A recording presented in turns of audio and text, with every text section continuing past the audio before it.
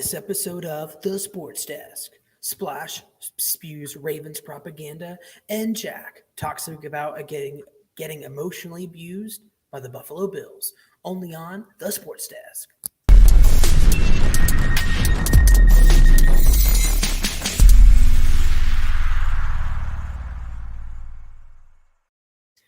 What is going on, everybody? I'm Splash. He is Jack. We are The Sports Desk. How's it going? He was not kidding. I was emotionally abused on Thursday, and you guys all got to see it. Like, I quickly got sick and tired of the game. Yep. I guess I kept everything a little bit more contained because we were live. If we were not live, this screen probably would have had something through it by this point.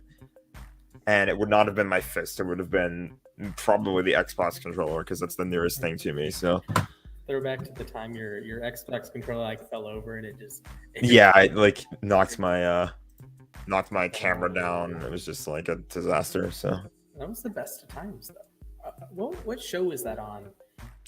I think Dan was on the show at one point, so it was kind of like Okay, gotcha. I don't remember when it was, but Gotcha. There you go. Welcome in, everyone. Episode 88 of the Sports Desk. We got the Jack mentioned earlier, the Dale Earnhardt Jr. episode. We also had Marius Thomas, rest in peace. Dennis Pitta. Any other 88s? Bryson Hopkins. That's the one that comes to mind. But I'm a big fan of Bryson Hopkins. I know he doesn't get much run, but I'm a fan. For sure. Ladies and gentlemen, we are here. We are ready to do some hot ones, hot takes. So I had one take Sunday afternoon. I was the lone person to bet on the New York Giants. I put my 10,000 points in. 6 other people threw their 10,000 points in. So I won $70K because everyone else chose the Giants, or everyone else chose the Titans, and I was the only one there. And I had great value, plus 600 on that bet. So we're here to help you try to find some value, kinda. So anyways, Jack, pick a sport and let's taco about some takes. First of all, I get to brag about my take that I hit on because I said that even though I did on our show predictions, I said that the Broncos would win. I made a take saying that the Manning cast curse would continue into this season because the last player that appeared. So for those who don't know, the curse is that if an active player appears on the Manning cast as a guest, their team loses the next week. Russell Wilson, while he was a member of the Seahawks, appeared on the last Manning cast of last season. So I thought the curse would continue and he would lose to his former team. Now, obviously, again, on the show, I predicted the Broncos to win. I did not expect that from Geno Smith. The dude balled out, but the curse continued. That take hit, and they were like, how many people disagree with it? I want to see. 10 disagrees, 2 agrees. I know that. You disagreed. So that was probably my highlight of the weekend. Yeah, big dubs. We will get into our week 1 predictions in a little bit, at least a recap of our week 1 predictions, because certain Jack didn't do so hot. A not so nice record, let me say that. So yeah, pick a sport and we shall begin. I mean, I don't know why we go anywhere else but football. That's a good point. All right, so we have this take from Cactus Whack. He says, the Vikings win the NFC North and place top 2 in seeding. Honestly, I disagree with that. I think that's going to be a little tough, but like I think both of us are kind of expecting that what Aaron Rodgers did will be a one-time thing. He's probably not going to have that much of a stinker again in his next game. So I think that I think that he'll bounce back. He'll continue the momentum throughout the year. So I wouldn't expect really another stinker out of the Packers for a while. So. Yeah, I agree. I think I expected Minnesota to win this game. I picked Minnesota to win this game. So to me, that's normal. I think Green Bay can still win 13 games. They can still win 12 or 13 games. I think Minnesota showed a lot of good things for sure. Absolutely. They have a tough matchup in Philadelphia, Monday Night Football next week. So I don't know. I think it's a good take. I don't think it's like a freebie one way or the other, but who knows? Where have we come as a society that we're finally once again saying that an Eagles-Vikings game could be a banger? It's been a while. It's like not since the NFC Championship game. Yeah. that they played in. That's wild. All right. Buddy Fella says Zach Wilson starts less than 8 total games this season. I disagree. I think we're seeing less of Zach Wilson because he's hurt. And it's pretty simple there. Okay, I agree with you, but I do think he's going to end up playing enough games to count here. He's going to miss the first month or so. I believe the earliest return date could be week 4, just from what Saleh and company have said. So that gives him 14 weeks, 14 games potentially. So I think he's going to play the majority of them. Could he, I don't know, get a freak injury or a gambling suspension? Sure, but I don't want to predict that. So I would lean towards the disagree side here for sure. Sure. All right, this one is a spicy one. The Manton 187 says Mike White be a Dallas Cowboy when Zach Wilson returns. So yeah, funny story. We did the football night live stream during Sunday Night Football, and obviously we saw the Dak Prescott injury. He hurt his thumb. We saw Cooper Rush come in for Dallas, and as it turned out, of course, like 30 minutes after we went off the air, the news broke that Dak Prescott got surgery. I don't know if he got the surgery yet, but if he did, did he avoid surgery? I know Watt avoided surgery. They said that Prescott needed surgery, so he's going to be out for a few weeks, which means Cooper Rush is now the starter in Dallas. So when Zach Wilson comes back, Dallas might. I don't know if they're gonna be in the market for another quarterback just to like tie them over until Dak comes back. So I would say disagree, but I can see like why this take was made. See, my issue here is if you're Dallas, I think you'd make the move quickly. You'd make it this week or early next week. For sure. Yeah, so you don't. What's the point of getting Mike White? Like, he's Mike White. I think we know he had the 400-yard game against Cincinnati. I get that, but he hasn't shown, even in that game, he wasn't particularly good. Like, look at the throws themselves. Like, he didn't grade out well. He didn't have great peripherals. It was just 400 yards, which Jets quarterbacks quite literally never do. It's like the Jets, Bears, and Ravens don't throw for 400 yards. It's just impossible for those franchises to do so. And he does. So he gets hyped up. They beat the Bengals. BS, it'll call at the end, but I don't know. I don't see it. I think a Garoppolo is more likely, but I don't know if the San Francisco 49ers want to do that after what they did. After the roller coaster ride they went through. And then we'll touch on that in a little bit. But yeah, I'll have to disagree with that. We have a promo take here made by a certain Splash Man. He says Myles Garrett will have 3.5 or more sacks against the Jets. Agree. I have some stats for you. So in 4 games against the New York Football Jets, Myles Garrett has 8 sacks. He has at least 1 in every game. He had 3 a couple years ago. 2 multi-sack games. He eats the Jets. He just eats the Jets. Now, he had the 1 game that he had 4.5 sacks, so I didn't go all the way up there. But he is a guy that the sacks can pool up. And 4.5 sacks a game. He's had 3 sack games in his career. He's had a bunch of 2 sack games. So I think, he's getting Max Mitchell or George Fant. Pick your poison there. And neither of those tackles are particularly great at the football at tackle. Like Fanton's fine. Mitchell's a rookie. Mitchell, if he's going up against Myles Garrett, he's going to get his lunch eaten. So I think that's just a brutal matchup, and that's going to be a mismatch of the week, and that's a big reason why I'll probably lean Browns in that game, even though I don't want Jacoby Brissett in the slightest. For sure.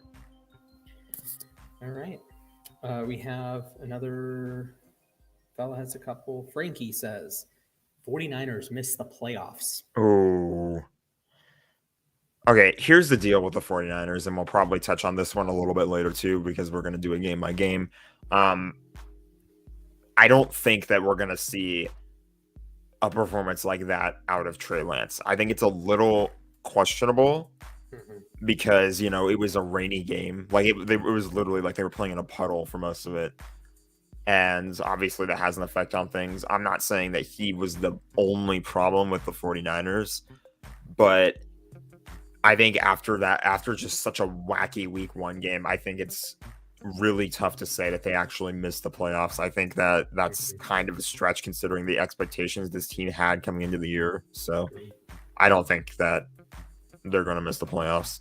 Yeah, it's tough because, you think they play Seattle this week. They're 10-point favorites. You have 2 games against Arizona. You should beat Arizona. They'll probably split with the Rams. So, if you take care of business against Seattle, Arizona, beat the Rams once, that's 5-1. I think the Bears game overall was really, really just everything went wrong for the Niners.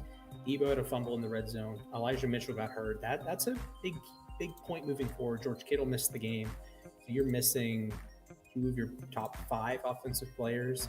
What's good, Anthony? You're missing 2 of your top 5 offensive players, and your best one, or your third best one behind Kittle and Trent, your best playmaker in the game, fumbled in the red zone. So, Lance wasn't good, but I will give Lance a pass. Terrible weather. I'll give Fields a pass as well. He wasn't that good. He did have a couple of Houdini plays late, but overall, shaky game. So I don't put much stock into that. But, for sure. So how we get into the week 1 recap? Let's do that. All right.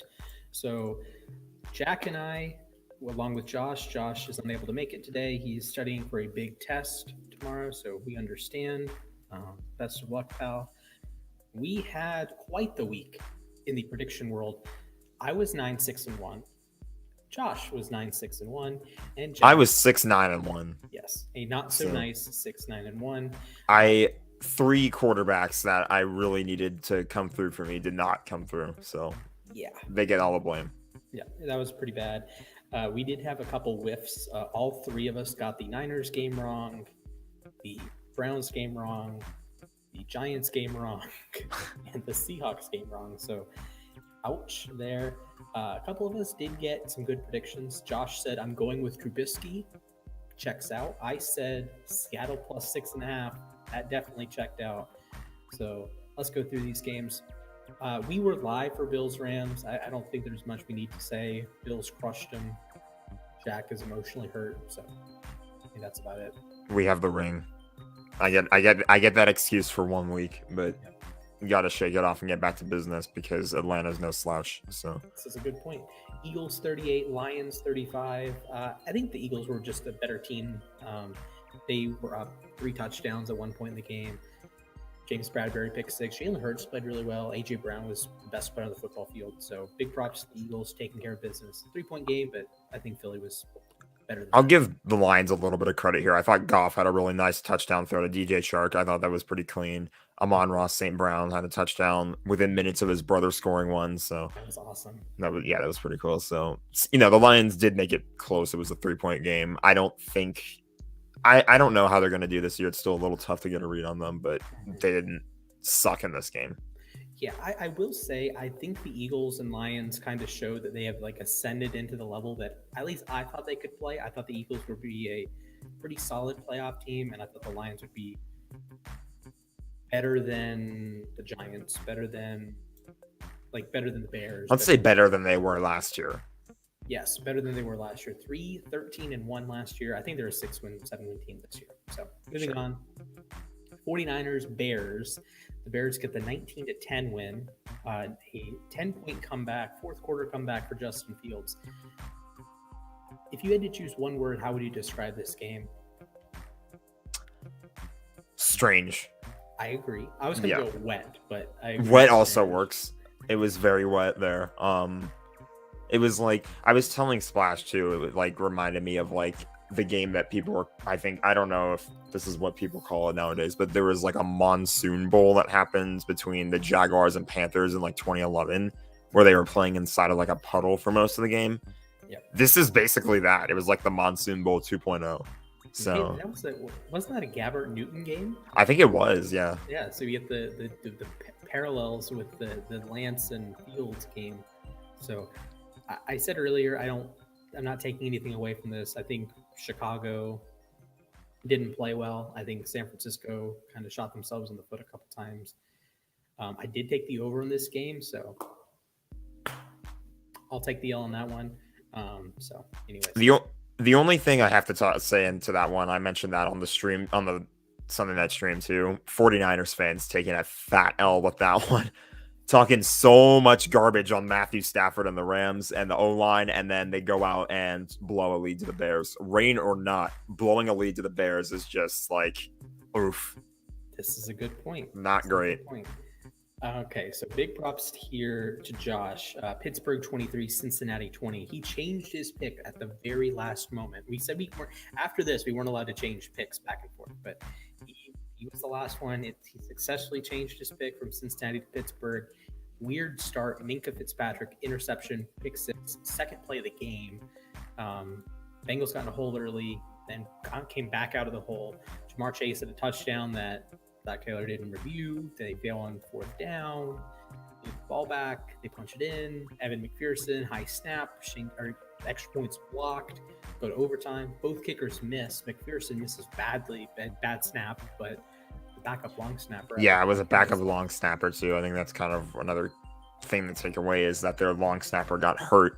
Mm-hmm. And so, the thing about kicking, a lot of people don't realize you really need like all 3 phases of it have to go right. You need a good snap and a good hold before you can get the good kick. So not entirely McPherson's fault, even if it was like the second one was just an egregious miss. But then again, like high snap. So yeah, so nothing he can really do there. So that was almost a tie, but we'll wait on the tie. We had a game in Miami. Patriots didn't show up. Miami 20, New England 7. Jack, take the L on this one. I thought that I didn't believe in Tua, which is funny because I believed in Tyreek Hill to win Offensive Player of the Year, but Tua showed up, so I'll hold the L on that one. Yeah, that was weird. Tua was fine. Statistically, he's going to lean. To me, there's some quarterbacks that will lean worse than their stats, like that don't play as well as their stats, and there's going to be other players that outplay their stats, like Lamar Jackson, for example, who's just so influential. But I think Tua, Garoppolo, they're going to have fine stats, but they're not as good as the stats. Sure. I'm not saying they're bad, but they're not as good as their stats. Here we have a sweep. We all got this one wrong. Browns 26, Panthers 24. First time since 2004. The Browns are 1-0, so congratulations, Cleveland. Weird game. The supposed Baker Mayfield revenge game. It did not go Baker's way, but it was pretty back and forth. So should have gone his way. I'll make that argument. Ooh, all right. Cade York could have made the 68-yard field goal. I don't know what is going on with AFC North kickers, but Tucker's God tier, Boswell's God tier, McPherson just had a perfect run to the Super Bowl, and then Cade York. First career game, 4 for 4, 58-yard game winner. I don't know what's in the water here. Yeah.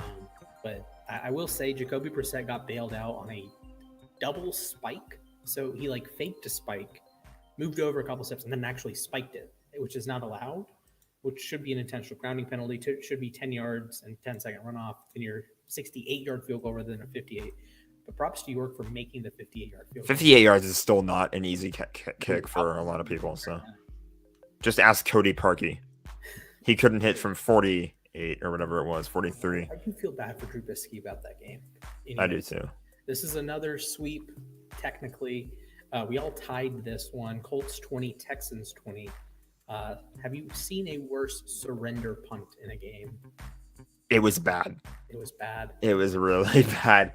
I'm going to check the actual surrender index. So if you have any thoughts on this game, I'll look for that. My thoughts on this game are that where was Jonathan Taylor?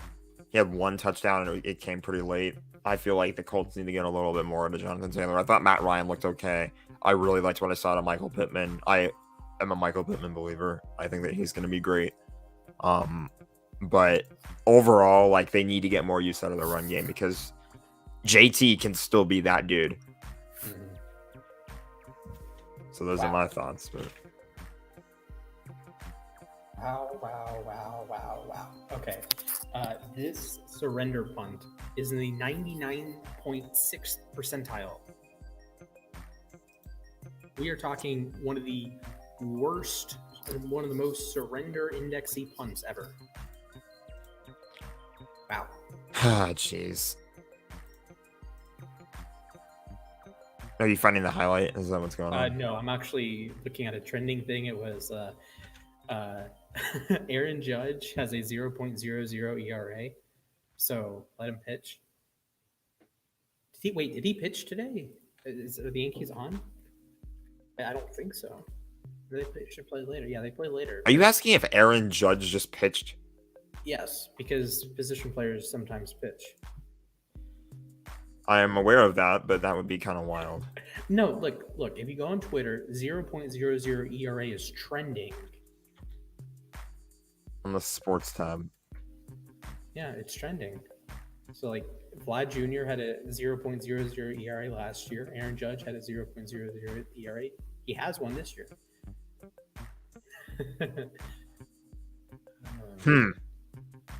Something to think about. Saying Aaron Judge has a 0.00 ERA is not funny. It's effing hilarious. Agree. Hard agree. Oh my goodness. Oh boy. All right. That's comedy. Bad on the Texans. Good on Aaron Judge. We had a rivalry game, New Orleans, Atlanta. I was on the wrong side of this one as the Saints came back against the Falcons, 27-20. Surprise, ladies and gentlemen. The Atlanta Falcons blew a lead. Oh man, I would kill for the Rams to blow a lead to the Falcons and control you for the rest of the year. But then again, the Ravens. But I got something more important than this game, more important than this rivalry. Do you know what's special about the Saints' schedule this year? The Bird Gauntlet. Yes, the Bird Gauntlet. They play the Falcons. They've beaten the Falcons. They play the Eagles later in the season. They play the Seahawks later in the season. They play the Ravens later in the season. And they play the Cardinals later in the season. No team has ever won all 5 Bird games, but the New Orleans Saints will have the opportunity to do so this year. They play the Eagles, I believe, week 7. The Eagles week 17. Their next one is Seattle week 7. It's possible. 7. It's possible. Is it likely? I don't Probably know. not. Ravens is a tough game. Seahawks, plucky underdogs now. Eagles are really good. So that might be a good take. Actually, that's an awesome take. Yeah, it is. I'm gonna make that a take right now. He's going in. Okay. Remind me in a couple weeks when they actually come up towards one of the Bird games, because making it now doesn't make any sense to me. I talked about it earlier. I just mentioned that it was kind of like a possibility. So The Bird Gauntlet, ladies and gentlemen. So congratulations to the Saints, 1-0 start. Then we had one game. Josh was on the wrong side of. Ravens 24, Jets 9. It was kind of close, and then it wasn't close. It was one of those games that a one-score game, it's close, but then as soon as it got to 17-3, it's like, this game's over. Lamar was really good. The interior, the defensive line was spectacular. Matabike was unbelievable. Michael Pierce, I thought, was one of the players of the week. And the Jets, good performance from DJ Reed, good performance from Sauce. So I think they checked off a lot of boxes they needed to. So I feel like, I don't know how hot of a take this is, but I feel like that game is probably a little bit closer if Zach Wilson does play. But that's probably pure hypothetical at this point. We'll just never know because he was hurt. So. Defenders. Joe Flacco, to his credit, did not just chuck a ball at a defender. His interception was because his receiver fell down. He was targeting the receiver fell down, and Marcus Williams was just standing there all of a sudden. Joe Flacco throwing the ball to Ravens players. Unfortunately, no longer on the Ravens. So I like the sound of that. There you go. One other thing I like the sound of. Jacksonville, Washington. The Commanders get the win here, 28-20, or 28-22. Carson Wentz balled out. Big props, big kahunas. Jahan Dotson caught 2 touchdowns. Terry McLaurin had a gnarly touchdown down the right sideline. Just perfect shot by Wentz. And my big takeaway there is that Carson Wentz is a pulse. Like, he has a pulse. Because last year, he didn't have those high-end plays. He didn't have as many of those high-end plays as you think. So I'm looking at, we might have 2018 Wentz again. He's not just 2017 Wentz, but 2018 Wentz was like, could create stuff, but he would also have the clunkers. He had a couple clunkers in this game. He wasn't perfect. He was the only quarterback all week with 3 big-time throws, which is wild. Had 2 turnover-worthy plays. But so far, so far from the sample size, it's a very small sample size because it's one game with Washington, but so far he proved me wrong. I did not like Carson Wentz going into this season. I was like avidly against him. I thought it was probably going to be another disaster season for the Commanders, but you know, sometimes all you need is a change of scenery, and that's what Carson Wentz got. And so far, he has looked insane. I really liked what I saw out of Curtis Samuel, out of Scary Terry. Jacksonville didn't. They had moments, I'll say, but it didn't really feel that close because Carson Wentz was just on one the whole game. So, yeah, this is a good point. This is fair. All right, moving on to the next game. Heading into the 4 o'clock window, we have Packers Vikings. This is one that you got wrong, Josh, and I got right. Aaron Rodgers let me down on week 1. That was disappointing. Vikings 23, Packers 7. This game was over as soon as Christian Watson dropped a 75-yard touchdown. And it sucks that happened. And it sucks that Aaron Rodgers is going to go down as one of the greatest quarterbacks to ever play. He's in my Mount Rushmore. Probably should be in yours. I think he's the best quarterback ever, but he has these games. He has 1 or 2 of these games every year that he just throws in the towel. Like he makes one play, perfect throw, like on the money throw. And then after that, he just stopped throwing the ball more than 10 yards down the field. He full stop. Didn't matter if receivers were winning route. He chucked a bad pick into double coverage. That was about it. It was the drop by Watson, bad drop, I agree, and then a pick into double coverage. With all due respect, I don't know what you're doing. I think I don't want to say he gave up on the Packers, but he didn't help the Packers win this game. No, he didn't. Within striking distance, he didn't help. Yeah, honestly, if you want my opinion on it, though, we say all this, and it was a really big stinker, but like this is the very typical Aaron Rodgers week 1 stinker. He did this last year too, and he ended up winning MVP. I don't think it's that big of a deal. I don't think Packers need to hit the panic button. Right, I agree. So, in the words of Aaron himself, RELAX. They will be fine. I don't think, Minnesota looks good. I don't want to take that away from them at all. But, I'm just super excited for Vikings Eagles. Things happen sometimes. Not every quarterback puts up a perfect game, no matter how good. We've seen Tom Brady put up stinkers before. We saw him get shut out against the Saints last year. I'm so glad we weren't live for that. Oh God, that was such a stinker. We would have been canceled. We would have been quite literally. Frankie would have come on the street and said, "This is over. You're banned." Okay. Speaking of banned, speaking of perfect game, let's talk about Giants Titans. The Giants win on a 2-point conversion, 21-20. All of us picked the Titans. I'm going to defend that pick. I think it's fine. I think the Titans were the better team. Just the Giants had a huge Saquon Barkley day. A huge Saquon. I am such a fan of healthy Saquon. I've been saying it all offseason. When Saquon's healthy and he's like good to go, the dude is unbelievable. He's so good with his like stiff arms. He's just his runs. He's so talented. Like it makes you think maybe the Giants weren't idiots for drafting him number 2 overall. They were, because they passed on all pros at other positions that were more valuable. But the player himself, Saquon, is unbelievable. Yeah, big props there. For sure. And actually, huge kahunas. I've said kahunas like 8 times. Big props to Brian Daboll. He came in and I don't want to say outcoached Mike Vrabel, but pretty doggone close to outcoached Mike Vrabel. He certainly outcoached Brian Downing, the offensive coordinator for the Tennessee Titans. So big props to Daboll, and Downing is one of the losers of the week. Indefensible coaching decisions left and right. Yeah.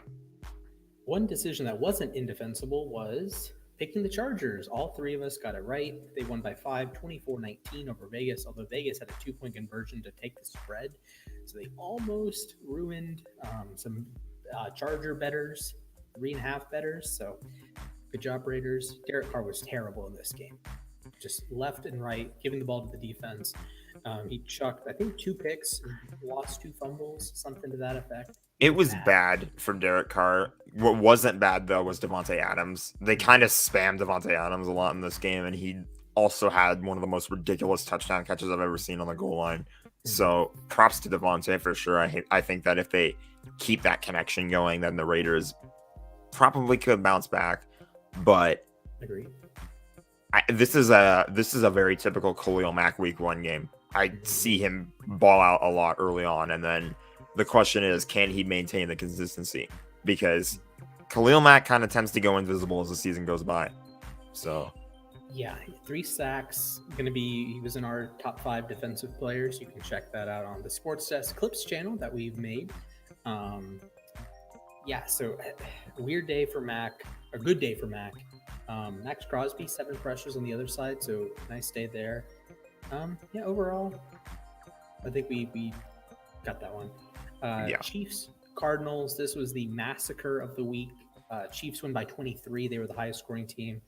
All of us picked the Chiefs. Mahomes was great. Kelsey was great. Offensive line was great. Defensively, they were great.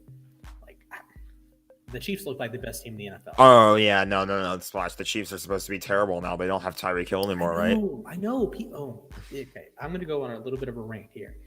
There are real life people that are paid to talk about sports that picked the Chiefs to finish last in this division, that picked them to miss the playoffs in this division. Do they work for USA Today? Probably. So this and the Tyreek Hill thing, both parts of the Tyreek Hill trade just baffle me. That he's going to be a diva and he's not going to work out in Miami. Are you nuts? The dude worked with Alex Smith. Like the Tyreek Hill is a playmaker. He is a Hall of Fame caliber player. It's not he's going to forget how to play football because he's going to be in a different offense. Seriously? Like other receivers in the past have changed teams and been as good or even better. Other than Allen Robinson. So far. Hey, he never had a 1,400-yard season with the Bears. He did have one with the Jags, but I think people got so far in their own head that they don't like Tua and they don't like the receiver core in Kansas City. So they were out on Tyreek Hill. They were out on the Kansas City Chiefs. I think it was baffling, and I'm glad I had Miami in the playoffs. I'm glad I had Kansas City winning the division and winning a ton of games because they're the best team in the NFL as of right now. If they played the Bills, I would say they're favored. Will the Bills win that game? I don't know, but I would pick the Chiefs as the favorite in that game. Then I would take the Bills on the spread. But anyway, I think Kansas City is immensely talented. Defense played really well, like I said.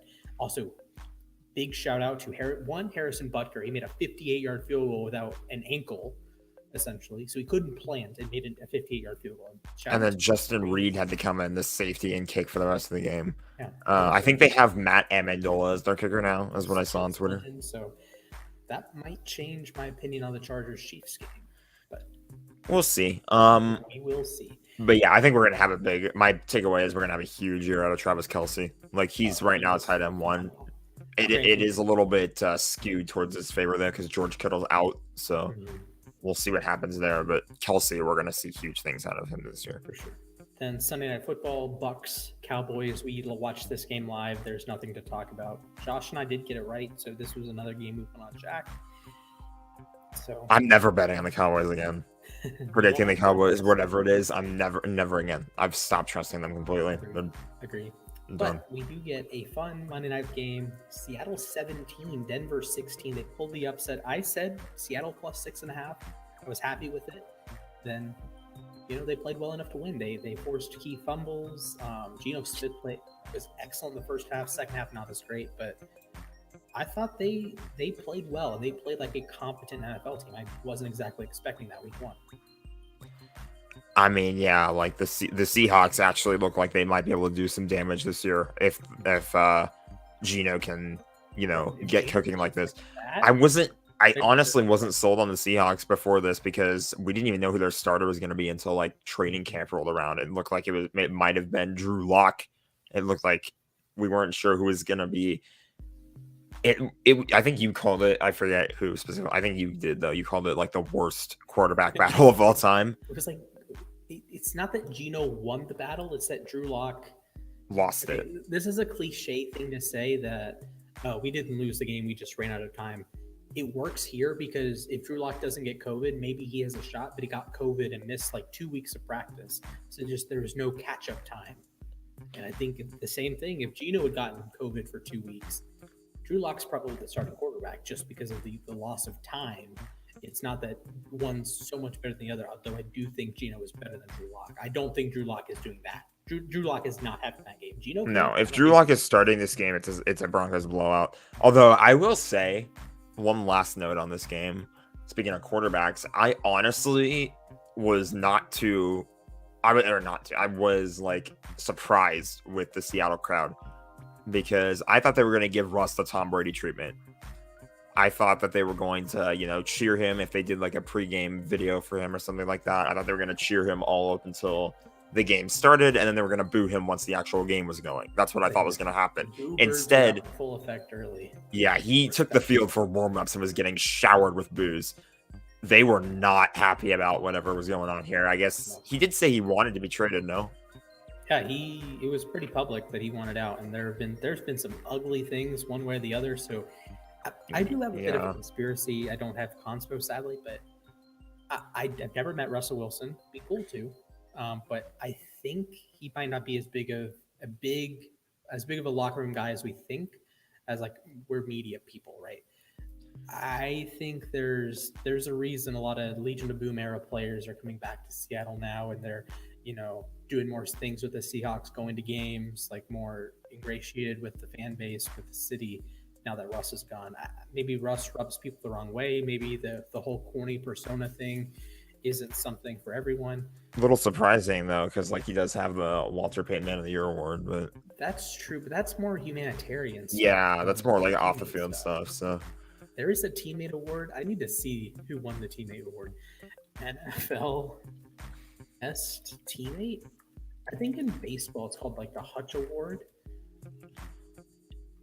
I don't think Russ has won any of those. I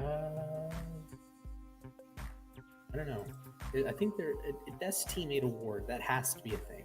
Yep, best teammate award. Drew Holiday won the Twyman Stokes 2022 Teammate of the Year award.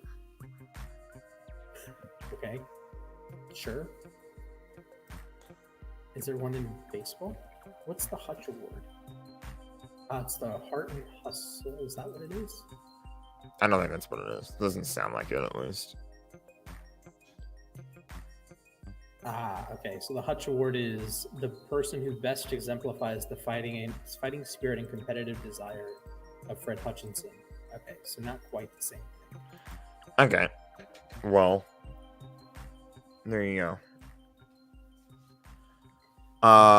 Yeah, that was week 1 in the NFL. It was wild. It was what? I didn't see this. That's actually kind of funny. That's hilarious. It's like when Bryce Harper said he wants to bring a title back to DC. But he was on the Phillies. Oh my goodness. That's comedy. All right. That's what happens when you spend forever with one team. I think Tom Brady's like the only guy who hasn't screwed that one up. Mm-hmm. Well, I mean, Patriots and Bucks are pretty different there. Yeah, that's true. Well, Jack, is it time to uncap the marker? It's time. Week 2 predictions incoming. All right. Well, first off, we get Chargers, Chiefs. This is a fun one. The Chiefs are 4-point favorites right now. Really quick, by the way, Splash has to pick the game first because I am behind right now in the standings. So he has to go first so that he can't just pick all the same games as me so that we keep the same gap. So okay. I picked the Chargers in preseason. Mahomes has never lost on the road in division. He has lost at home to the Chargers a couple times. Vegas once. Denver has not. I don't think he's lost to Denver.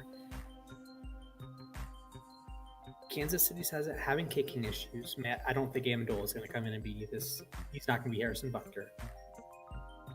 But the Chiefs are 4-point favorites. They're 4-point favorites for a reason. But I'm going to take the Chargers here. I will take the Los Angeles Chargers. I hate betting against Mahomes and the Chiefs, but I will take the Chargers to win this game. And I will say if you don't want to go all the way on the Chargers, I'm comfortable with taking Chargers +4. Okay.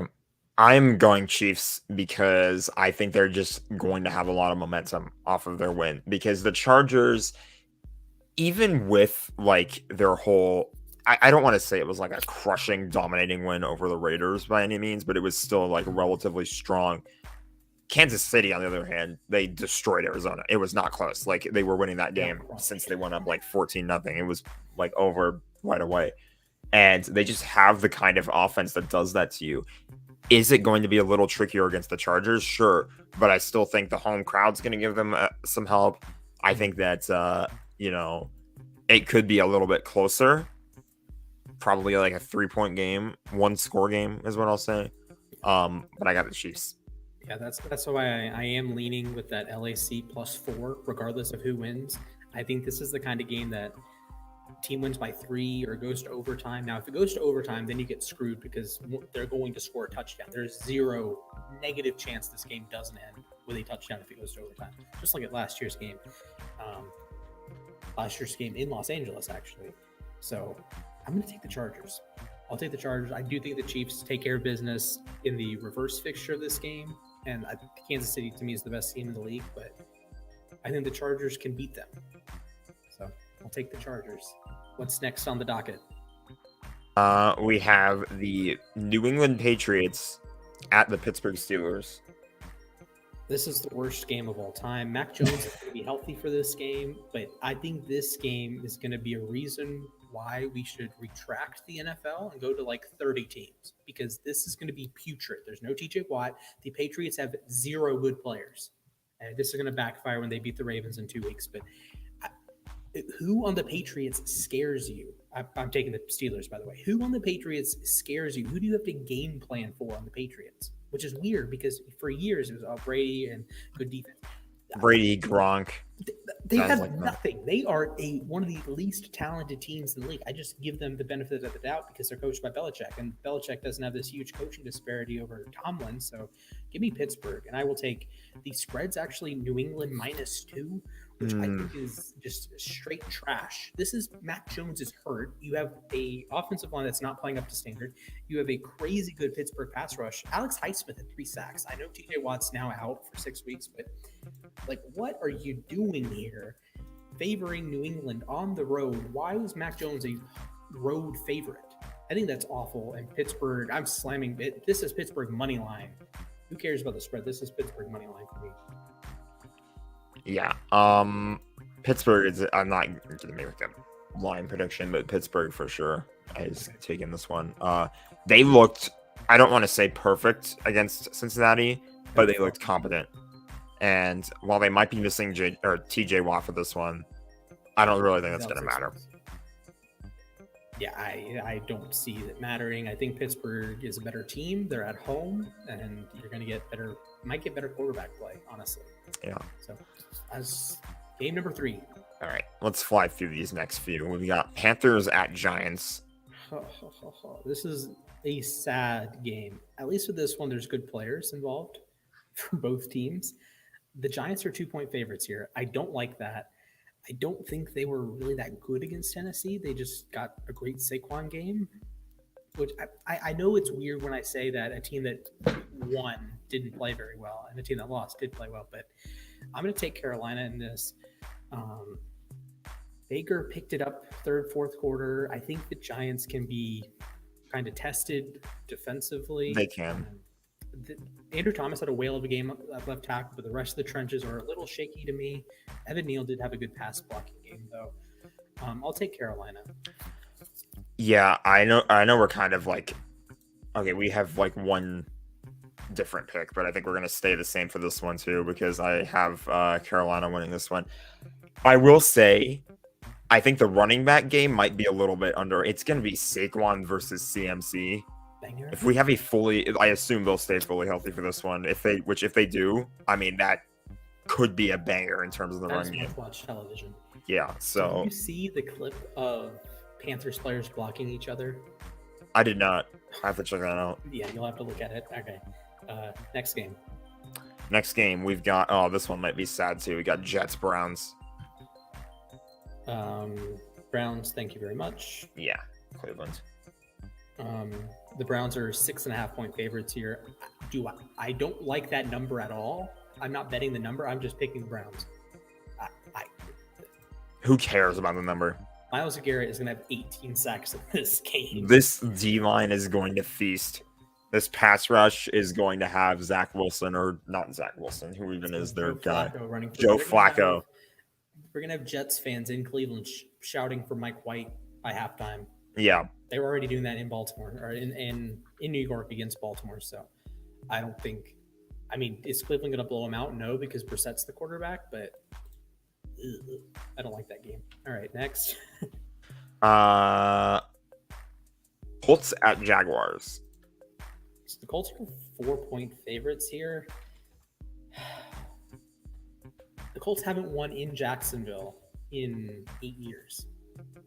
Yeah, I think that's the one thing that's stopping me from picking the Colts. Like, I want to pick the Colts, but it's just like they always have weird games in Jacksonville.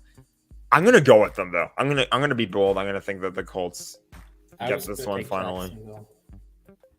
So we're gonna have a difference there. I don't think the Jaguars are gonna be as incompetent, but you know the Colts were the incompetent team last time these teams faced off. So that's true. That's true. We'll see what Matt Ryan can do.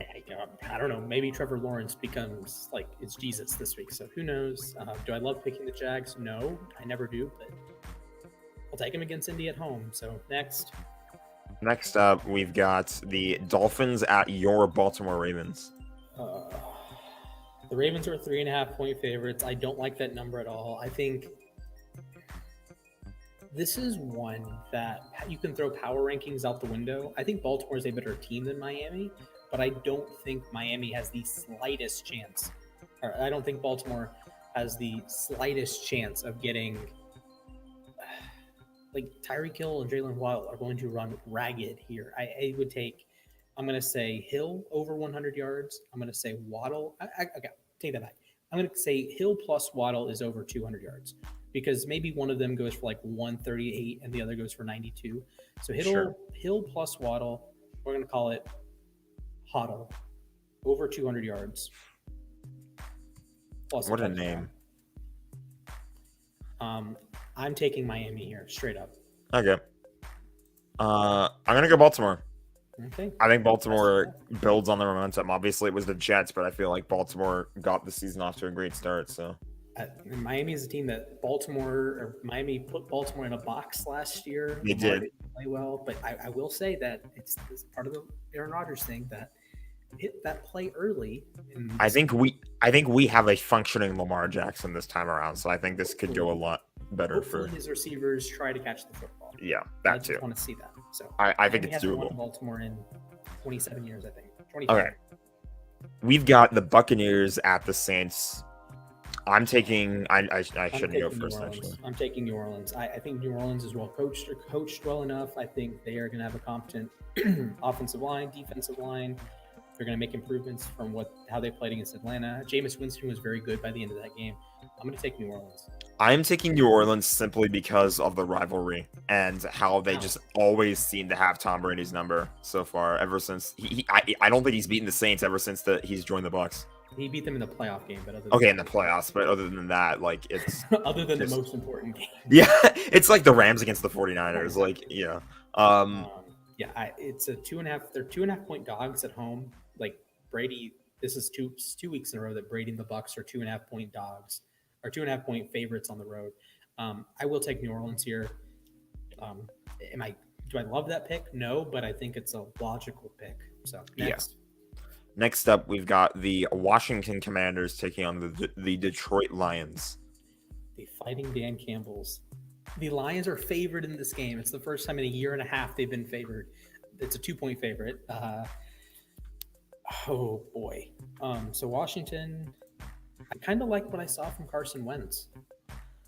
Yeah, I did too. It's tough to pick this one because, like, both Wentz. It's another Wentz Goff game for starters. I'm going to take Washington. I liked what I saw from Derek Forrest. He's a safety. He balled out. If Minka didn't exist, he'd be the safety of the week. I'm going to take Washington. I think. Yeah, give me Washington too. I think Carson Wentz put on too good of a performance to not build on that. I think Washington can be a lot better. So give me the All right, Commanders.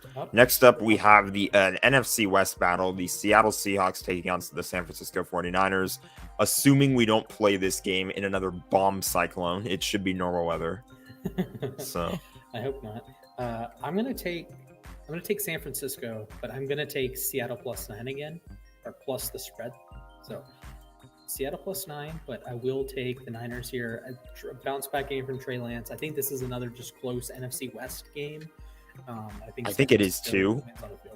I think it is too, but I'm gonna go Seattle. I think the reason why is because I feel like not only can Geno Smith really build on his week 1 performance too, San Francisco probably could be missing Kittle for another week. They said he did not practice today, which is not a good sign on a Wednesday. So unless Kittle like shows up tomorrow and like fully healthy, it's either I don't even know if it's gonna be full. It's either like Kittle doesn't play or it's gonna be banged up George Kittle.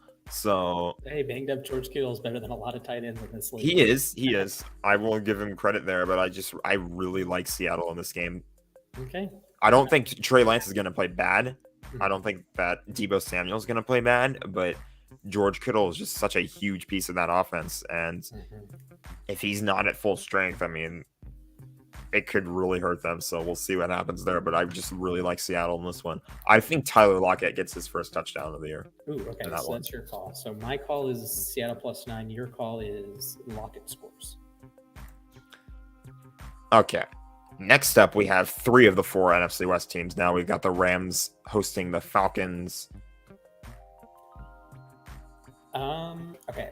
I'm picking the Rams, obviously, but I do want to touch on this. It's a 10.5-point spread. I don't exactly love taking the Rams with big numbers. They can win these games, but at the same time, I don't trust their running game. I don't trust their offensive line. So I'm going to take Atlanta +10.5.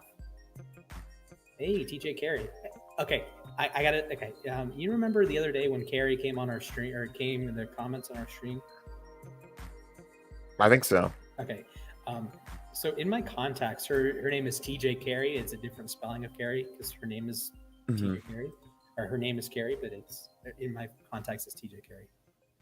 That's funny. There's like a while that all of my friends became football players. Like, let's see, like Kelsey is Kelvin Benjamin because of the Kel. Where did that come? Yeah. I guess. Yeah, that makes sense. Yeah, there's some weird ones. Okay. Because I make these weird connections in my head, but I'm taking Atlanta +10.5, but Rams to win outright. I'm taking the Rams to win. I think I'm trusting Sean McVay will come up with a better coaching plan for this one. He knows the O-line is banged up. I will say they did make a pretty nice pick. I forget his name. I completely forget his name. The Rams or the Falcons? The Rams. I'm just checking their transactions really quick. That they tweeted, assuming this loads. I'm blanking. Give me one moment. Ode Abushi, if that's how you pronounce it. Oh. They signed him to their O-line. So a lot of people say he's pretty underrated. I like what I'm seeing so far. I think that McVay, though, is regardless going to try to come up with a plan to get A, the running backs more involved, and B, the ball out of Stafford's hands a little bit quicker. I think if they get, if they have more of a sense of urgency, I think they'll be all right. So, I think the Rams bounce back. They get a win here. Might be like a backdoor cover by Atlanta, but I do think Atlanta covers here. Big number. Sure. Okay, let's wrap up with the NFC West teams. We have the Cardinals taking on the Raiders. My voice always hurts after I do that. I'm taking Vegas here. 5.5-point favorites. I think they bounce back. I think they're just a better team than Arizona. I'm not going to take a spread, though. Yeah, I think Carr has a bounce back game.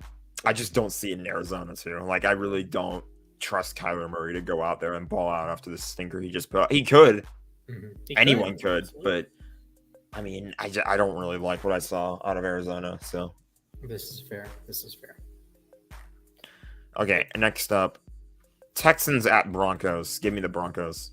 I know I'm not supposed to go first, but just give me the Broncos. Yeah. I'll take Denver here as well. This is one that I'm not going to pick the spread here, but this is a game that if the Rams were in, I would pick Houston plus 10.5. But I just don't trust the Rams to put games away. I think Denver can. Javonte Williams, Melvin Gordon, even Russ a little bit. They can put games away on the ground when they have a lead. It's just a matter of getting the lead. But I will take the Broncos this week. It's funny you say that because the Rams against the Texans, they were up like 38-0 after the third quarter, and then they benched all their starters, and the Texans scored like 22 straight, and it ruined the bet. The spread was 16 because it's always like 16.5 or 15.5, and then it was 16. It's like, okay, so if you're betting like plus 16, you got screwed because Houston sucks. But if you bet LA minus 16, that's a huge number. They didn't cover. So okay, next game. Next game we have the Bengals taking on the Dallas Cowboys. 7-point spread. It probably might as well be 77. Give me Cincinnati. Yeah, give me Cincinnati. I didn't really like Dallas in this game before the Dak injury, but now that just it's Cooper Rush versus Joe Burrow. Burrow wins that one going away. Yeah, give me that. All right. Okay. Now we get Sunday Night Football. We've got the classic NFC rivalry, classic NFL rivalry, if you will. The Bears taking on the Green Bay Packers. Give me the Packers. 10-point spread. That's a large number, but I think Green Bay wins. Green Bay wins. Rough one for Justin Fields to go into, needing a much better performance because he did win, but it wasn't great. Now he has to be great, but he's going up against the Packers, who still own the Bears. So, Give me Green Bay. All right. Monday night doubleheader to close the week out. We've got the Titans taking on the Buffalo Bills. I think we might have the same prediction for this one. Give me Buffalo minus 10. This is going to be Buffalo. Buffalo should blow the doors off Tennessee. If Buffalo does not destroy Tennessee in this game, we have to actually look at their offense because at that point we just criticize the Rams because the Rams got. Well, we do criticize the Rams. I already did criticize the Rams, but here's the deal: Buffalo still turned the ball over 3 times in that game. If the Rams they moved the ball down this elite Rams defense. If the Rams offense shows up to that game, if their O-line doesn't get banged up in that game, and they capitalize on their turnovers, different story. Different story. Okay. That's all I'm gonna say. Buffalo should not have turned the ball over in that game, and they did. Are you taking the Bills? I'm taking the Bills. Yeah. Okay. Okay. Last game of the week. Champion. Minnesota at Philly. Minnesota at Philly. This is a trickier one to predict. This could actually, like I said, it's been a while since we were last able to talk about this matchup. It was actually a potential banger. So give me Jalen Hurts anytime touchdown. I don't know what the odds are on that, but are you taking which team are you taking the win? Eagles. I'm going Vikings. Oh no! I'm gonna go Vikings. The Eagles can be a really good team this year. They showed. I agree. I agree with the Vikings even being a really good team this year. But yeah, I'll take Philly. They're 2-point favorites at home. This is a good Monday night game. Tennessee, Buffalo. I get why it's a Monday night game, but that could be a stinker. For sure. So any other notes that you want to make? So I have my 6 little prop bets: Chargers +4, Hill and Waddle over 200 yards +1 touchdown, Falcons +10.5, Seahawks +9, Bills -10, and Hurts anytime touchdown. Do you have any? Give me Allen Robinson anytime touchdown. They're gonna get him more involved this week. Ooh. Okay, and we can make these takes on the uSTADIUM out. Sure. Rob. Anytime touchdown. So your predictions are Lockett anytime touchdown and Allen Robinson anytime touchdown.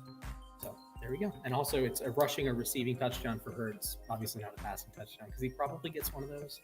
So yeah. He tends to run the ball a lot in that area. So we disagreed on 1, 2, 3, 4, 5 of these games. So we could have a 5-game swing. We could. We'll see what happens. That's the fun about predictions is you just never know.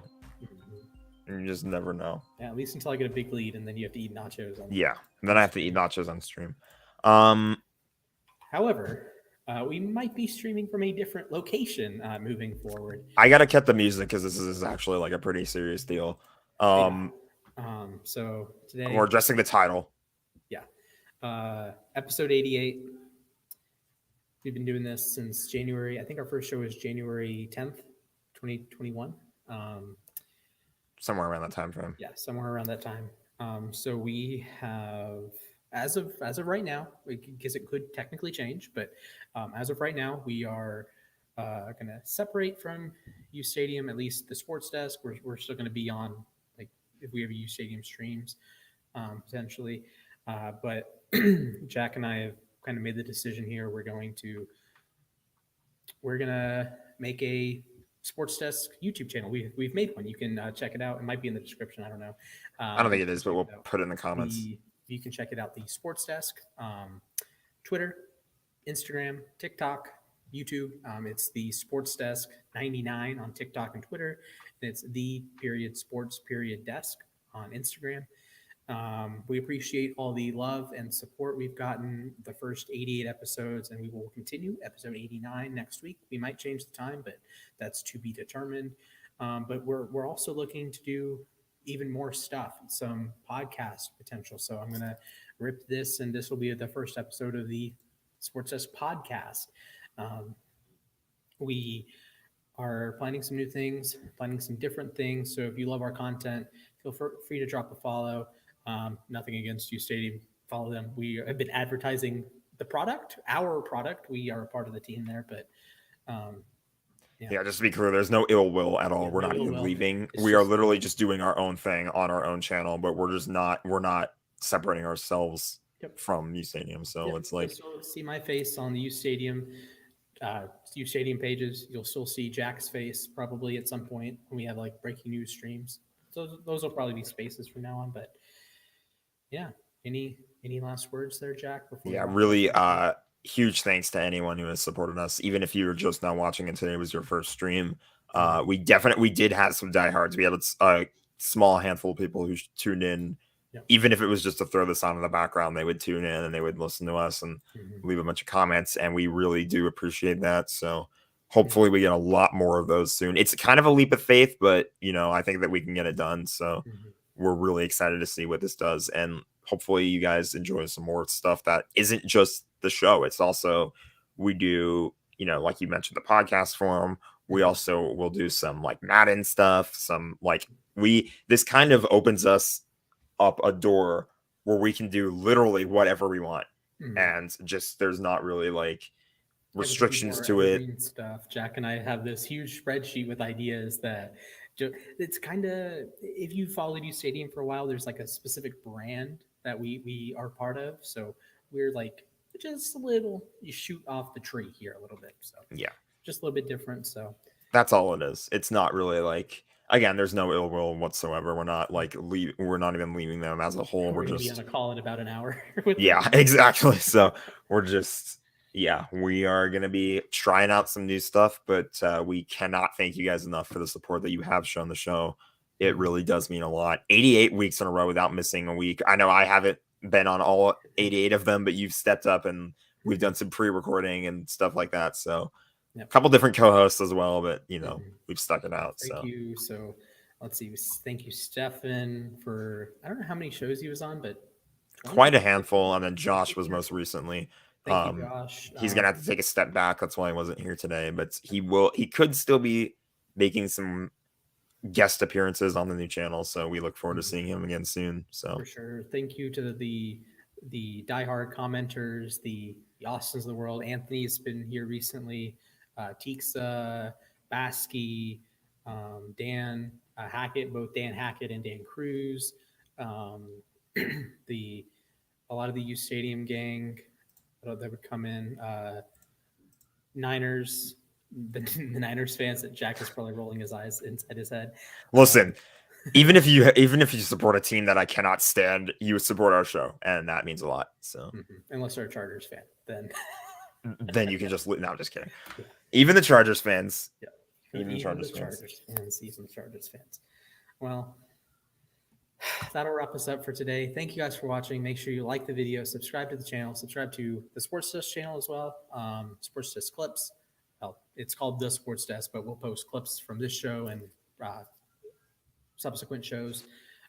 Thank you guys for watching. Ring a ding ding, that Le'Veon bell, the notification bell, so you can get notified when we go live or when we post little clips. So, with that said, for the final time, Jack, Super Bowl champion Aaron Donald trains with knives, and we'll leave you with a little teaser of the future. We'll see you guys on the new channel.